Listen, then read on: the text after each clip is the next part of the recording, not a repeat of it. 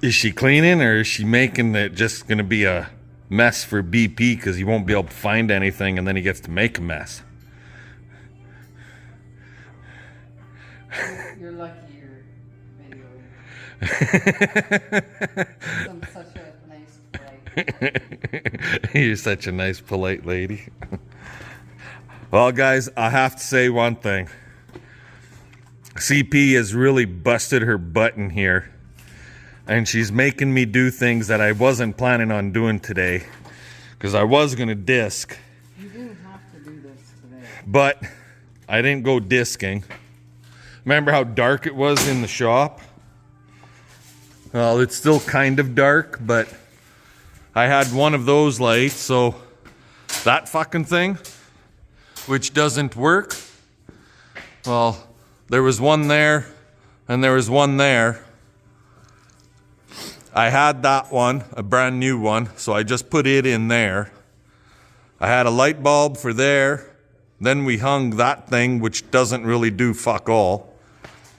But the big changer, you can see my bench here. See up there?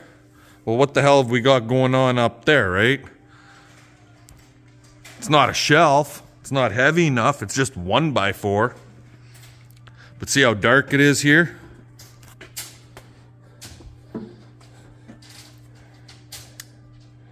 That changes things.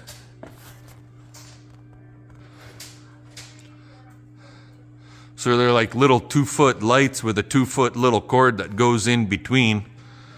So that makes a big difference for right here at the bench. It actually brightens up the whole shop.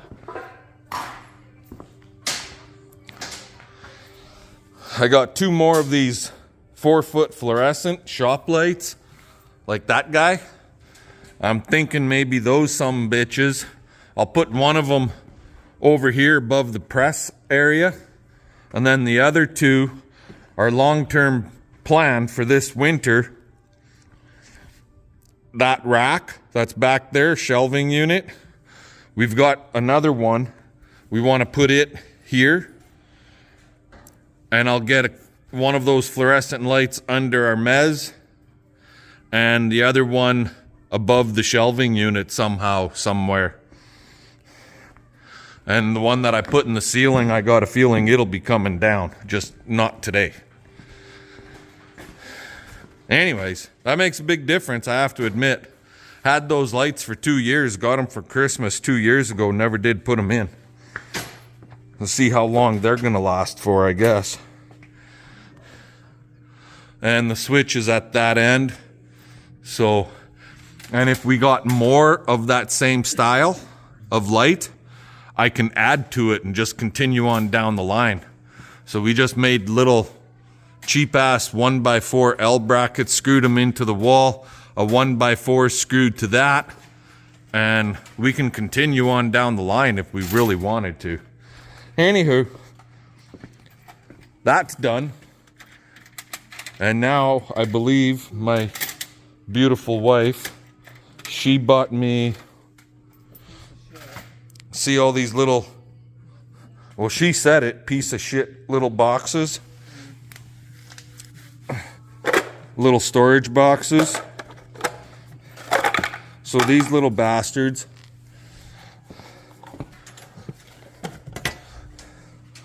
this is the wall rack for it. The hanger. They just, I got that backwards, I think. Or upside down. Upside down. They just hang on that piece of plastic, like so. There. And see, there's a little lip, and then it just hangs on there like that, and it sits against your wall, and that's supposed to support a lot of weight. Well, we gotta screw this to a friggin' plywood that will screw into the wall, and it's 2x4 here and 2x4 up higher. So anyways, yeah, how that's all going to shake down, I don't know. You won't be able to put a lot of weight in there, that's for fucking sure, because it'll rip out. But anywho, that's the next project, I guess. What? Garbage?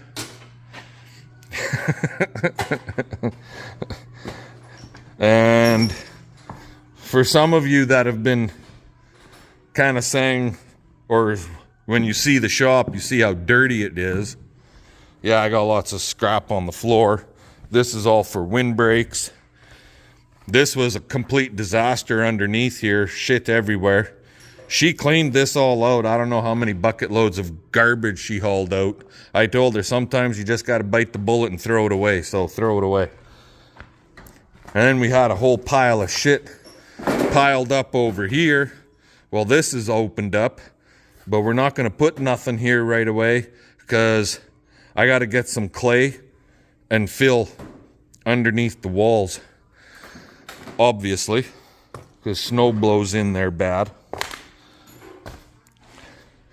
And this pallet is all tarps. Yeah, shit everywhere.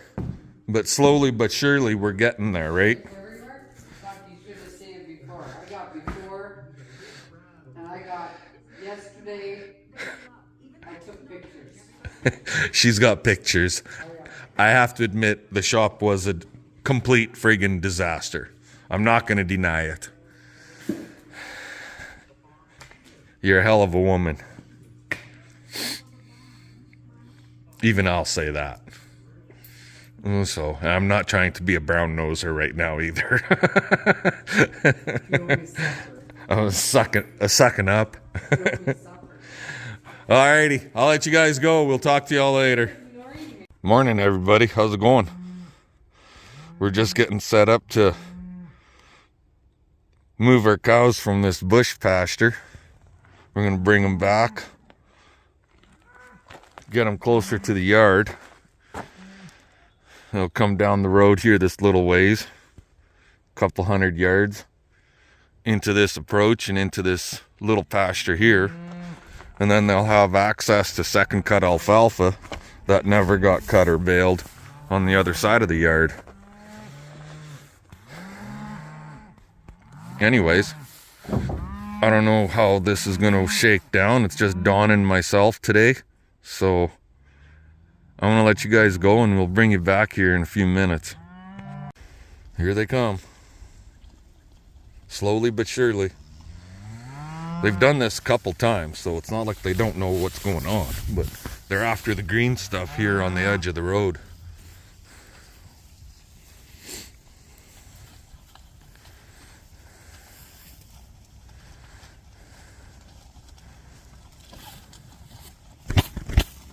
Come on! And they've been without water, so they know where the dugout is.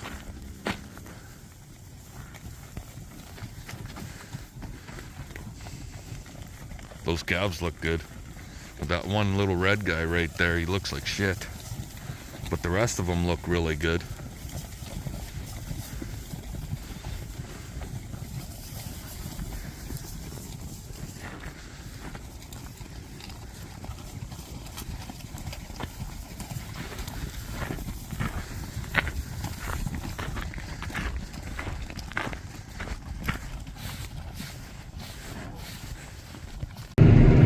Bye, guys. Saying adios to the doggies. The little doggies. Okay, well, we're back in Big Blue. And it's pushing 1 o'clock. Got the cows moved, had some lunch. And now we gotta get back out in that field and finish disking that sucker. It's, if you guys can make that out in the cam, it's kind of misty, a little bit rainy, misty. It's cool. It's only like +7 today. So let's get out in that field and get some of that ground worked up, right? The mower boys for the RM are out doing the ditches. It's all trimmed up nice now, ready for winter on this side and now on that side. So anyway, I'm gonna let you guys go. We'll bring you back once we're out in the field and see how things are gonna go down. Talk to you then. Alrighty guys, well, we're back out here obviously, and if you can make out, that's the corner way down there. I don't know, we got about 25, 30-ish acres or so to do. So, basically about a good 3.5 hours and we should be done. I would think. So, there's the machine. Ripping her up here about 5.5 mile an hour, 5.4. And this big blue tractor is gonna get a new cab fan put in them here tomorrow. It should be, the fan should be here tomorrow morning, ready for pickup.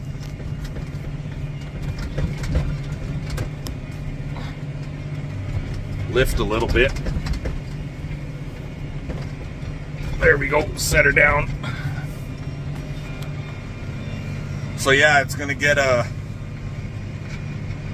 fan, when you grab the cab fan by hand and you go to spin it really quick with your hand, it should stay spinning on its own. Like that's with it all shut off and all, it should stay spinning, and this one's not doing that. As soon as you take your finger away, it stops turning. And he's making all kinds of fucking noise, so to me that's telling me that the fucking fan is, the fan motor is hooched. I also believe the resistor is hooched because it doesn't work in 1, 2, or 3. So that's telling me the resistor is hooched.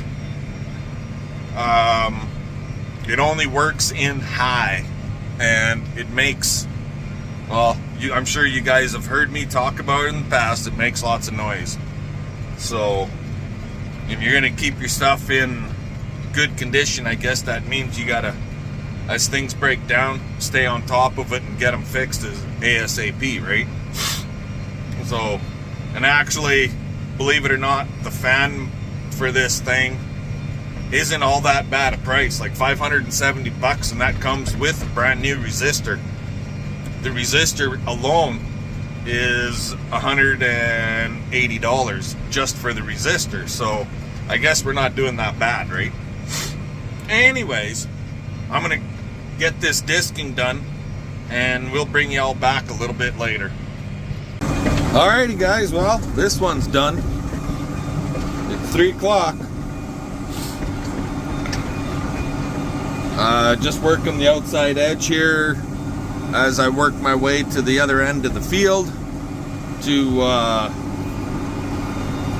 basically all I'm doing right now is smoothing out the ridge from where I turn.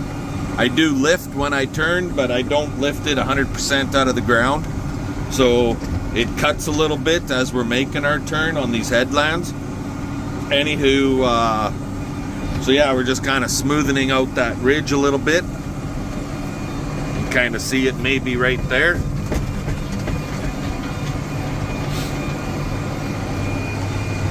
We'll get it again when I do the second pass. It's not the end of the world. I don't have to do it right now, but I gotta get all the way down to the other end of the field in order to get out of here, so we'll do it now. A little bit of it now anyway. But yeah, this one's done. So that makes me feel a lot better. Even if we don't get to doing the second pass this year, if I have to do it in the spring, so be it. But at least that fertilizer that we put down out here is worked into the ground, right? Alrighty, let's get the heck out of this field. We'll talk to you later.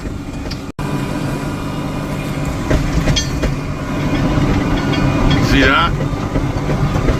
The calf is on this side of the fence.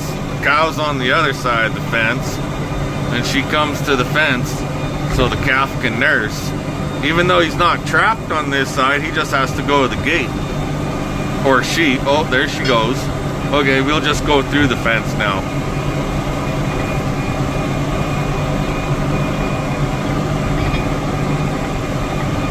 Get out of the way, you little shit. Not that little. We'll work around this big old slough.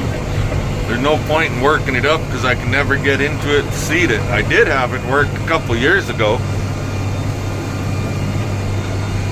but we can never get in there to seed it properly, so there's really no point in working it up because it's always too goddamn wet at seeding time.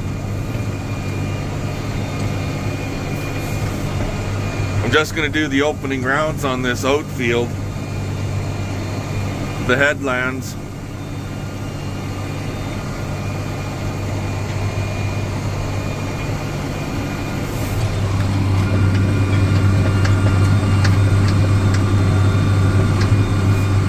She's cutting nice.